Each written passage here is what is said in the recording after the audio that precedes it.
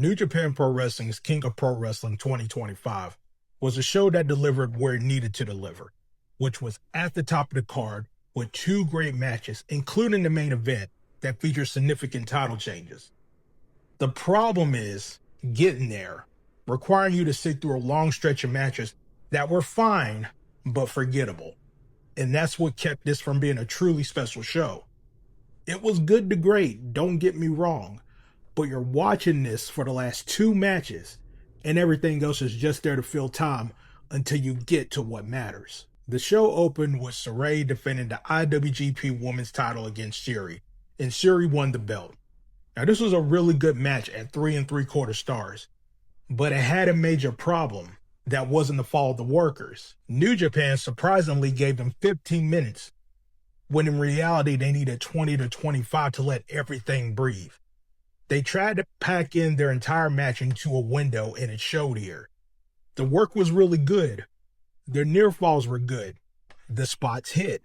The facial expressions showed the intensity. But nothing had time to really sink in my opinion. When you have big near falls that should establish drama, you need a moment for the audience to process what just happened. Here, they just moved right to the next thing because they knew they had a time limit. Both women are capable of having an excellent match, but they were rushing through certain sequences because New Japan doesn't give the women the time that they deserve. If you give them those extra 5 to 10 minutes, this probably goes to 4 stars or higher because the foundation was right there. As an opener, it did its job and it set a decent tone, but it's a little frustrating because you can see the better match that could have existed. From there, the show hit a long stretch of matches that were all competent, but didn't stand out. Hiromu Takahashi, Shingo Takagi, and Teton against the Bullet Club War Dogs with Clark Connors, David Finlay, and Taiji Ishimori, I thought was a fun match of 3.5 stars. It was balanced, everyone contributed, both teams got their shine, and the War Dogs won with the overkill. The structure was fine, and it accomplished what it needed to accomplish as an undercard 6-man tag. Nothing spectacular, but nothing wrong with it either.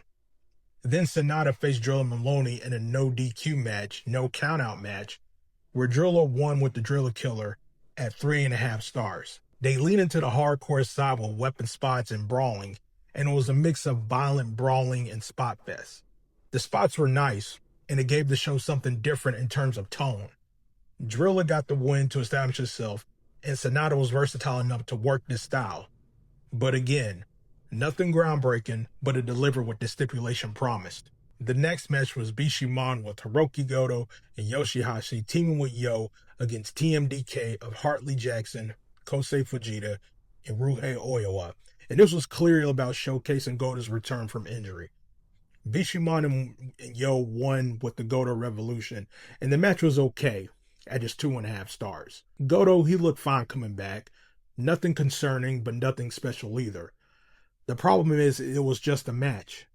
Nothing stood out, nothing memorable happened. It was just there to get Goto back on the card and to get him this win. So it served its purpose as a return match, but that's all that it was. Perfectly functionable, but forgettable as well. El Phantasmo defended the New Japan World Television title against Hiroshi Tanahashi in a match that went to a 15-minute time limit draw where ELP retained.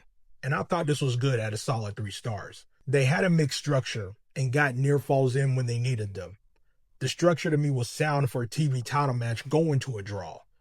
They teased finishes as the clock wound down, but you could also tell it was going the distance. Tanahashi and ELP worked fine together, and for 15 minutes they did what they needed to do.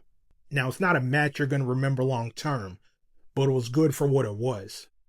A television title defense that protects both guys with this draw, even though I'm not a big fan of draws. Then we get Oleg Boltin defending the Neverweight Openweight title against Evil, with full House of Torture entourage at ringside. And Evil won the title with Everything is Evil after predictable interference. This match was blah to me at just 2.5 stars. And obviously it's House of Torture, so you know exactly what you're getting. The gimmick is redundant, it's tired, and it never goes away. This was typical House of Torture interference that was going throughout the match and was just there. You sit through this knowing how it's going to play out because that's what they always do. Evil gets the title win with the same formula they've been running for years now, and it is exhausting at this point. The match existed to get the belt on Evil, and that's it. This is the weakest stretch on the show, but it's important to note that even at 2.5 stars, these matches weren't disasters. They were just there. The floor was high enough that nothing killed the show yet.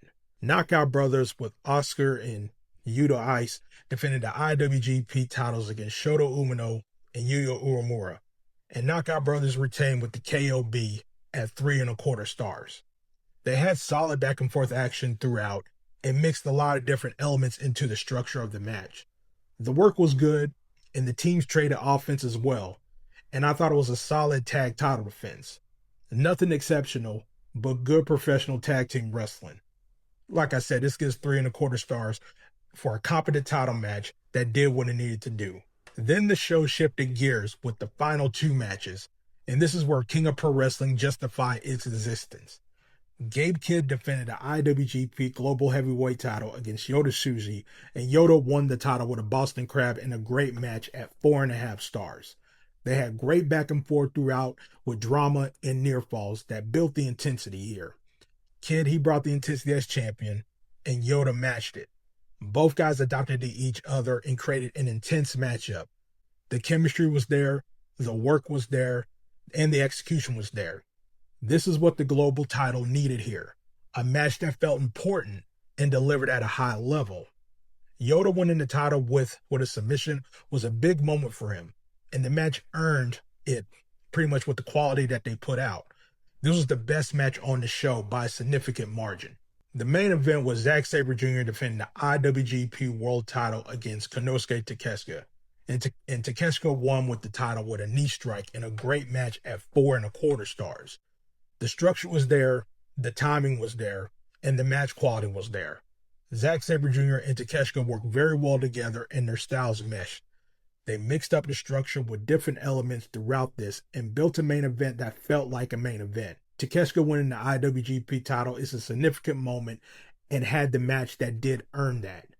The execution was strong, the work was strong, and they gave the title change the weight that it deserved. This is a new champion winning the top title in New Japan, and they made it feel important. This show had 3 title changes, including the top 2 belts in the company, arguably top 2 belts. And those 2 matches were great enough to carry everything before them. The undercard was solid enough to not drag down the experience, meaning that nothing was terrible and nothing killed the momentum, and the show built it to its best matches. You're buying the show for Kidd vs. Tsuji and Zack Sabre Jr. vs. Takeshita, and those 2 matches did deliver. The rest is acceptable, but forgettable. King of Pro Wrestling to me gets an 8.0 out of 10. A great show worth owning because when it mattered most, it gave you what you needed.